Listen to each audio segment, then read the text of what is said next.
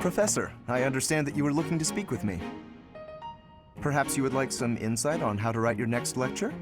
While I do have a great many ideas, it would be inappropriate to... Oh, am I mistaken? If that's the case, then what can I do for you?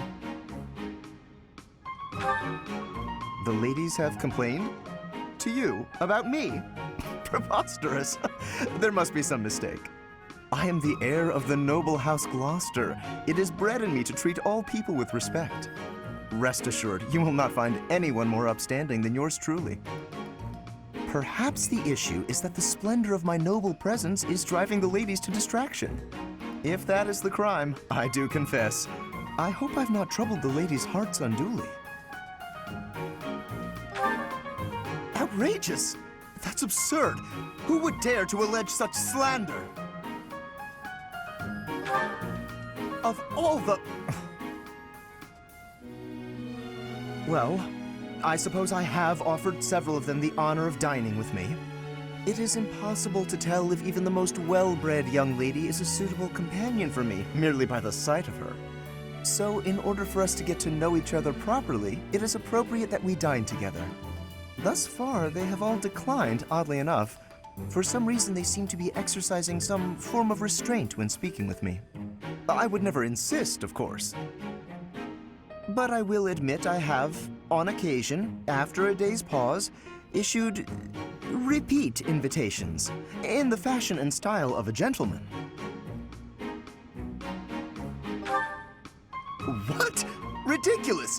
Dinner invitations for me a problem? The very idea. I am a perfect gentleman, the son of a noble line. I've a wit like a rapier, and it takes but a glance to see that I'm gorgeous. No, I cannot believe such a thing. Are you sure this isn't the result of some sort of scheme? It cannot be otherwise. Someone has clearly devised a conspiracy against me. Someone who envies my position, who seeks to soil my sterling reputation with foul rumors. How crude. Please, Professor, it is beneath you to fall victim to such petty and obscene tactics. I implore you to take greater care in the future. Now, if you will excuse me, I have a great deal of work to do. Farewell.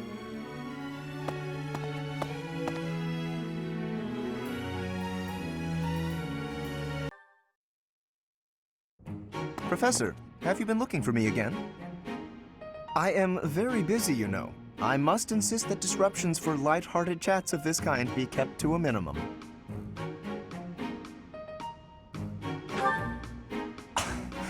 What did I tell you about falling victim to such salacious and slanderous rumors? As I've told you, there is obviously a conspiracy against me. There is no manner in which I could possibly be considered bothersome. Professor, I assure you, you have been deceived. My adversary has poisoned the hearts of these ladies against me. The plot goes deeper than I thought.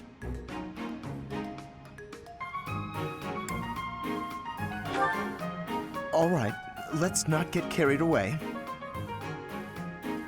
Please understand, Professor. I am not some scoundrel out for conquest.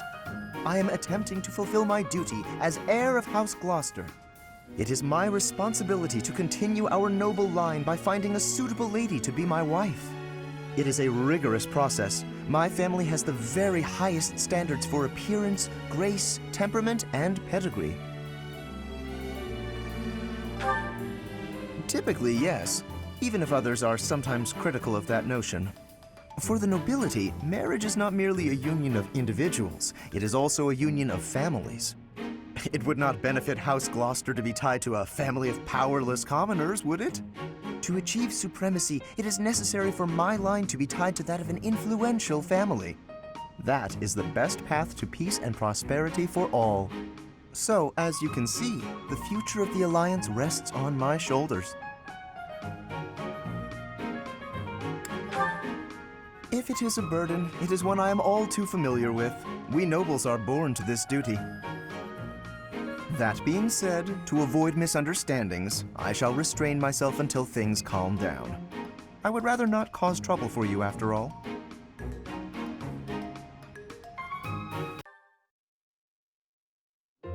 Well met, Professor. I trust that you have not had any complaints about me lately.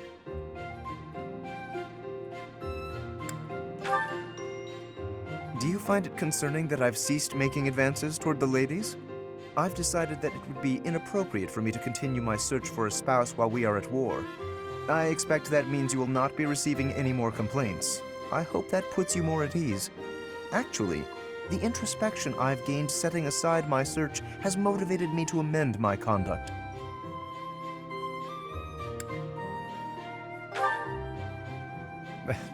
Not the phrasing I'd choose, but you're not wrong. Selfishly pursuing my own desires caused me to behave inconsiderately. For instance, it was arrogant and rude to invite ladies to dine with me purely to evaluate them. Our experiences in battle have also given me cause to doubt certain preconceptions I once held. Previously, I had considered it a requirement for my future spouse to come from a noble line. I once thought that commoners lacked the power to influence the wider world, as history might suggest. To find a commoner who made a real impact, one has to look all the way back to Nemesis. That was my belief, at any rate. But I realized that I've actually had an influential commoner right in front of me all along. Don't you see? I'm referring to you. You may wield the power of a crest, but you are so much more than just that. You have managed to charm everyone around you, to compel them to trust and follow you. Though you may not realize it, that is no mean feat. It is altering the course of history in Fodlan. Your example puts my prior beliefs to shame.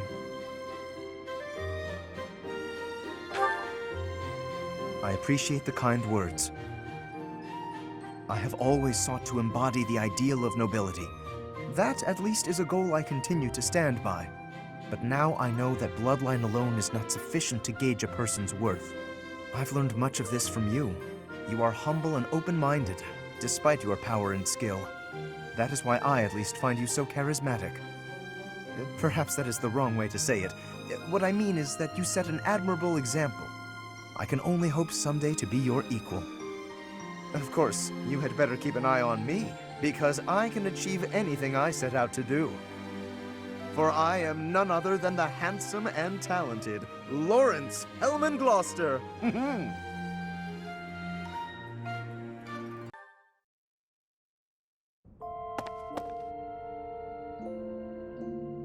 You actually came. I wasn't sure you'd find the time. You often asked me to meet with you, but this is the first time it has been the other way around. I know I gave you something of a headache. Please forgive my youthful impropriety. Now that the war is finally over, it seems I am able to resume my search for a suitable wife.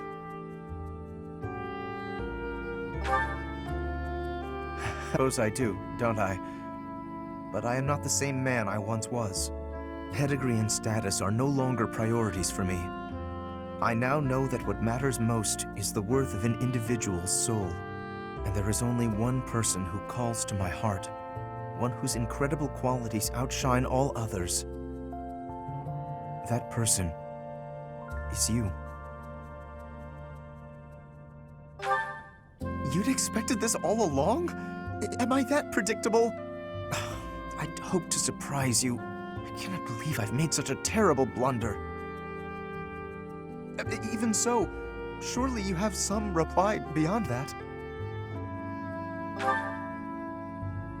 No, I should apologize. I've gone and made you flustered. How abominably rude.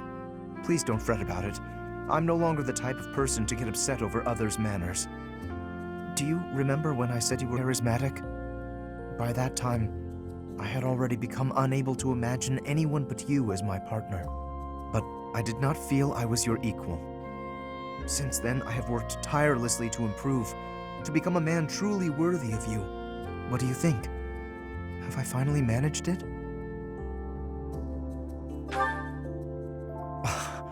I'm so glad. To hear you say that makes all the effort worth it.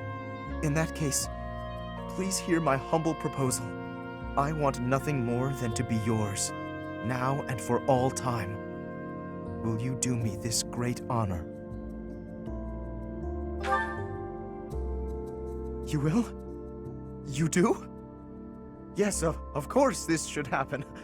Not even if you scoured all Fodlan could you find a partner more worthy of you. or my name isn't Lynn Gloucester.